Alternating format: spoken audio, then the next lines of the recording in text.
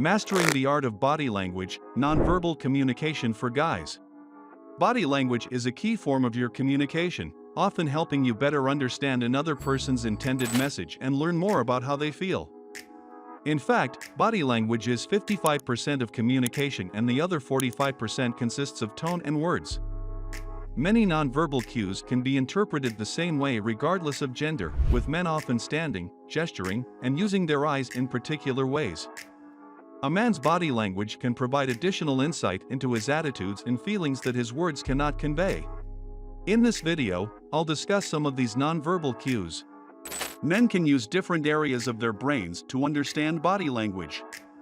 They are generally not as good as women at determining what a person is communicating with their body language. On the other hand, if you have difficulty expressing yourself verbally, it may be due to a lack of self-esteem. Talking to an occupational therapist can help you overcome any communication challenges you may be facing.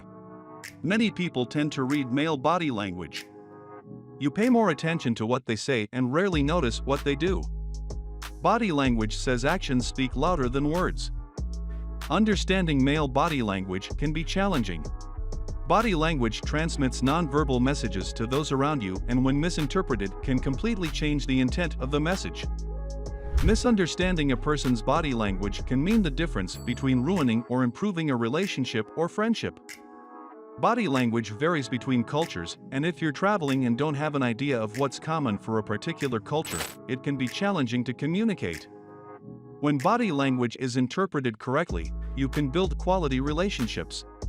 Nonverbal cues, such as smiling, frowning, wagging a finger, or averting eyes, affect both how people perceive messages and how they are perceived by peers.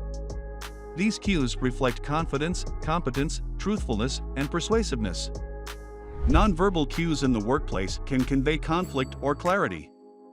Employees can avoid communication problems by recognizing that nonverbal messages support verbal communication and cannot be ignored, especially in multicultural environments. A man may express his interest in you but do very little to show that he is interested. In other words, his actions do not match his words. You're not interested in feeding crazy lines because a guy thinks you're easy. You want to know how he feels, and honesty is important at this point. He wants to show you that he likes you. One way to determine this is to learn to read the body language of a romantic interest. Understand the difference between excited and nervous body language. Some men are either shy or don't have much dating experience, but men's body language can still speak to their feelings. The majority of our communication efforts are through body language. If you look closely, you can tell a lot about a man and his inner thoughts. Confident body language can help you attract the right people into your life. If you're a woman who's attracted to a man, you might look for body language that matches yours, but you shouldn't. While some signs are similar, men usually think a little differently than women. They can miss the cues that women leave. Their body language is very different from women's. Men generally will not be very refined in their language. Men signal their authority through nonverbal cues. A woman is expected to be small and active, while a man's mane should be big, the taller the better, and loud. He takes up a lot of space, interrupts during conversations, makes sweeping gestures, initiates touch, and commands a large office and a more powerful car than pilots. At the same time, he controls his facial expressions called masking and tone of voice, using little or no inconsistency. This is similar to masking and the low pitch associated with authority. Everything nonverbal about a man should communicate control and power. As people age, they develop the ability to accurately decipher body language such as postures and gestures. This can be related to a person's motivation. For example, if a man in a position of power communicates with a woman in a subordinate role, he usually has a greater motive to find out what she wants. Both men and women are more persuasive when they appear interested in the conversation by leaning in, nodding in agreement, or gesturing to reinforce a negative message.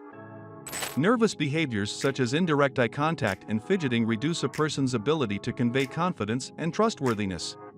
Our faces can display more than 10,000 facial expressions. But men overall use fewer facial expressions than women. Men also smile less. The human face is extremely expressive and can express countless emotions without saying a word. Unlike some nonverbal communication, facial expressions are universal. Facial expressions of happiness, sadness, anger, surprise, fear, and disgust are the same across cultures. Men are more likely to command and use personal space than women.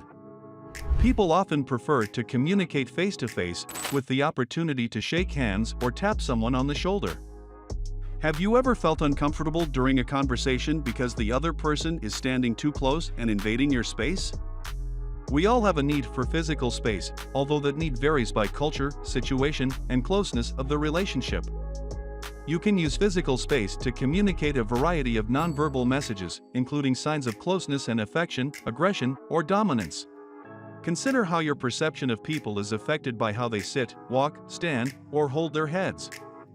The way you walk and the way you carry yourself communicates a wealth of information to the world. This type of nonverbal communication includes your posture, and the subtle movements you make.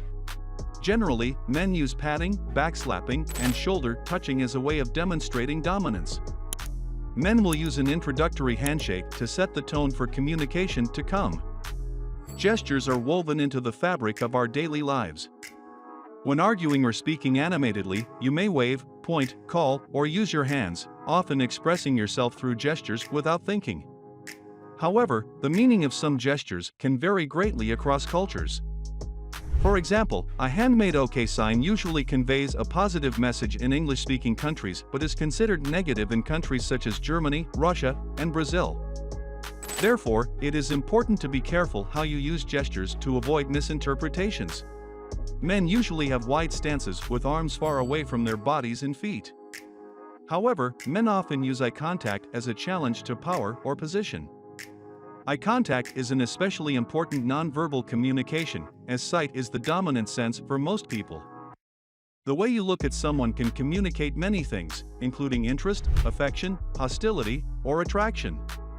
Eye contact is also important to maintain the flow of the conversation and to gauge the other person's interest and response. Stress impairs your ability to communicate. When you're stressed, you're more likely to misread other people, send confusing or nonverbal signals, and fall into unhealthy behavior patterns. And remember, emotions are contagious. If you're upset, it's more likely to upset others, making a bad situation worse. If you feel too stressed, take a break. Take a moment to calm down before you re-enter the conversation. Once you regain your emotional balance, you will feel better able to deal with the situation in a positive way. The fastest and surest way to calm yourself and manage stress at the moment is to use your senses, your sight, hearing, smell, taste, and touch, or through calming movement. By looking at a photo of your child or pet, smelling a favorite scent, listening to a piece of music, or squeezing a stress ball, you can quickly relax and refocus. Since everyone responds differently, you may want to experiment to find the sensory experience that works best for you.